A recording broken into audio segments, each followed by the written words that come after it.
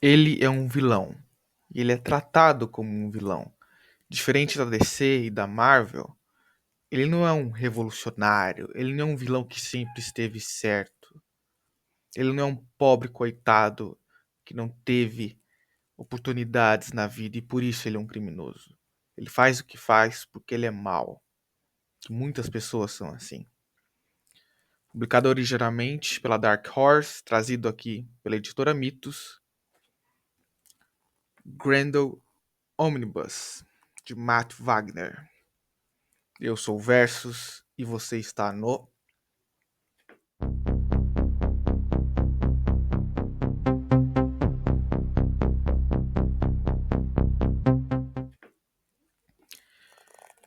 Grendel tem essa linda arte de capa.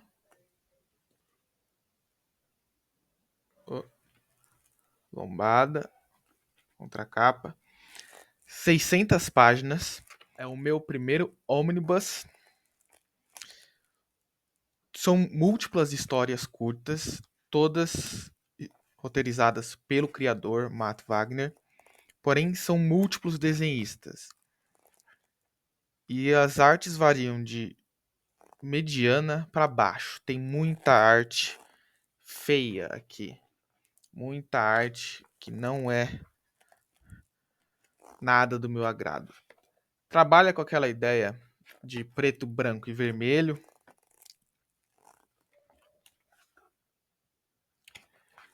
E o que segura aqui mesmo é o roteiro e a ideia de que é um vilão que tem motivações vilanescas e em nenhum momento é mostrado que ele tá certo. Quem é o Grendel? Grendel é o alter ego de Hunter Rose. Ele é um homem mau e ele gosta de fazer tudo que um vilão quer fazer. Ele gosta de matar, de roubar, de coagir as pessoas, aterrorizar, forçar as pessoas a trabalharem para ele. Então ele vai numa ascensão e ele assume todo o todo o universo criminoso de Nova York. Ele assume tudo. Ele não tem concorrentes. Ele mata quem tem que matar, mas majoritariamente ele bota as pessoas para trabalhar com ele, porque ele é tipo o irmão olho. Ele sabe de tudo. Ele sempre todo mundo que tenta derrubar ele contra ele dá um passo à frente, aparece e executa essa pessoa. E ele faz muitas coisas cruéis ao longo das histórias. Mas majoritariamente é mostrando ele matando alguém com requintes de crueldade. Mas de maneira muito inteligente e comum ao se fazer isso, em nenhum momento ele é um anti-herói. Não mesmo, ele é um vilão. Só que o que eles fazem? Eles nunca mostram ele sendo mal com algum inocente, com alguma pessoa boa. É sempre ele executando algum outro criminoso. Então ele mata mafiosos, ele mata traficantes, mata abusadores. Então isso é algo muito inteligente de se fazer. Em um momento aqui ele inclusive enfrenta zumbis. E assim, o próprio Grendel ele não tem poderes sobrenaturais, mas ele tem aquele poder do roteiro. Com frequência eu me lembrei do Batman, porque muitas histórias do Batman têm aquela ajudinha do roteiro. Ele aparece em todo lugar, desaparece a todo momento, ele sabe de coisas que você tem que se perguntar como que ele sabe disso. É porque ele é o Grendel, é porque ele é o tal. O roteiro funciona assim. Ele não tem super rapidez, super velocidade, mas assim como o Batman, ele desvia de balas e faz acrobacias e foge delas.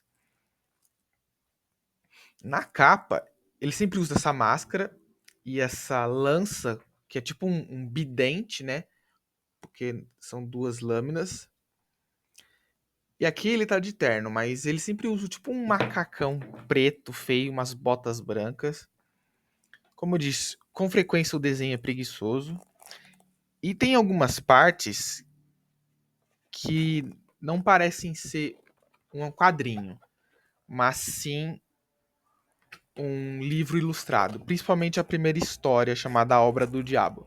Essa primeira história, ela funciona como a origem, o status quo e depois o fim dele. Então, nessa primeira história mostra como ele morre.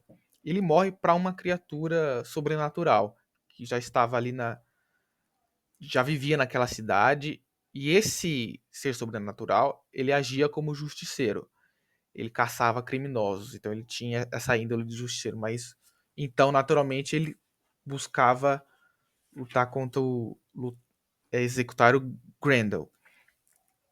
E o Grendel, o Hunter Rose, ele é malicioso, manipulador, egoísta, arrogante, pois ele tem essa grandíssima visão de si mesmo e do que ele quer. Ele quer dominar tudo, ele quer ser o maioral, ele quer ser temido.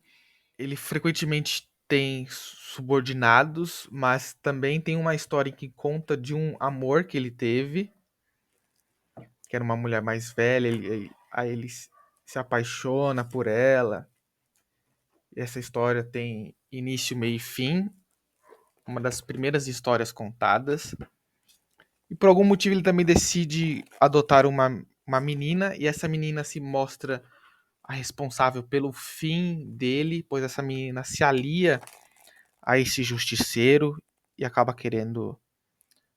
E é assim que o justiceiro consegue. Esse justiceiro é chamado de Argent ou de o Lobo. E por causa dela, ele consegue executar o Grendel no final. Você pode ver aqui é a coletânea de histórias, todas, cada uma desenhada por alguém diferente, tudo o roteiro dele. Então, para mim foi uma relação de, eu não sou sentimental, mas para explicar bem, eu diria que de amor e ódio, entendeu? Tem momentos aqui muito chatos, com uma arte feia, mas tem momentos com umas coisas bem criativas, bem legais. As histórias que são mais direto ao ponto são entram nas melhores para mim.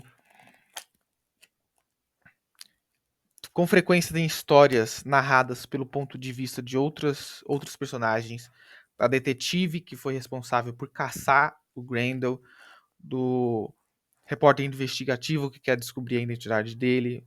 Tem um capítulo focado no advogado dele, que faz a lavagem de dinheiro para ele. Mas tem três tipos de histórias aqui: as boas, as ruins e as que eu simplesmente me perguntava por quê? Por que, que essa história foi escrita? É uma história sem pé nem cabeça.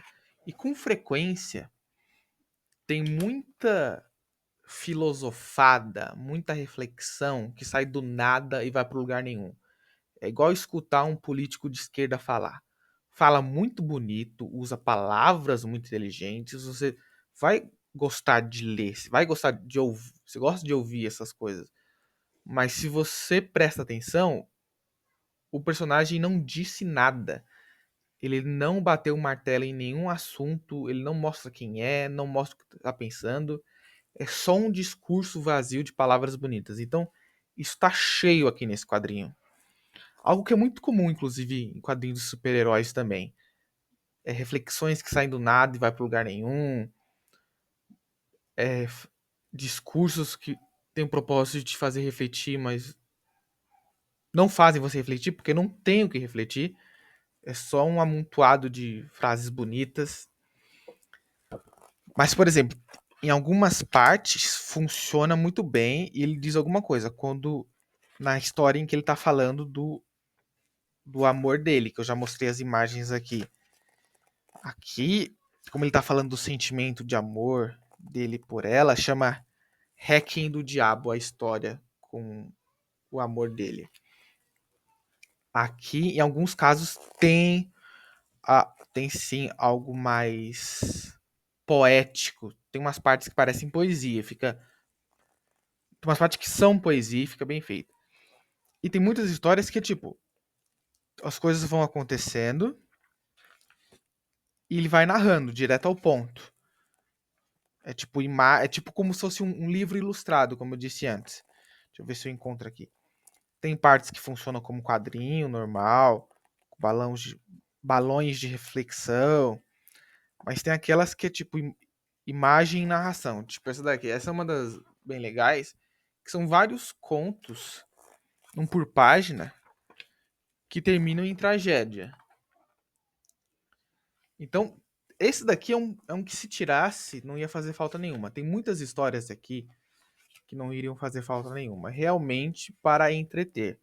Então vai do pessoal. Tem histórias que eu achei muito chatas, ou até mesmo desagradáveis de ruim, mas como eram curtas, essas histórias têm tipo entre 6 e 12 páginas.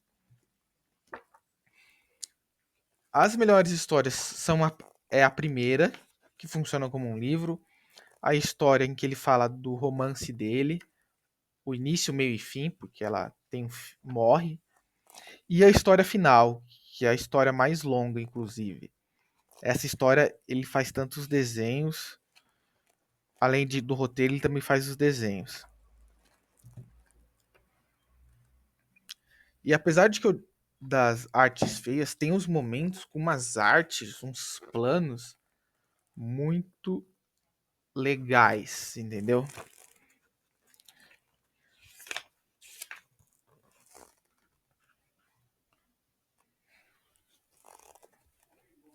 Então por isso que eu falei que é um amor e ódio, porque é bem equilibrado o que é as coisas que são o que é bom e o que é ruim é bem equilibrado. Mas como eu cheguei ao final, eu diria que pende mais pro bom, mas não vale o preço de capa. Compre isso aqui na promoção. É da editora Mitos, então eles fazem promoção o tempo inteiro. Não compre a preço de capa. No caso, eu ganhei essa edição. Então isso contribuiu para eu ir lendo mais tranquilo. Porque se eu tivesse pago mais de R$ 100 nisso daqui, preço de capa, eu ficaria com raiva. Porque não vale tudo isso.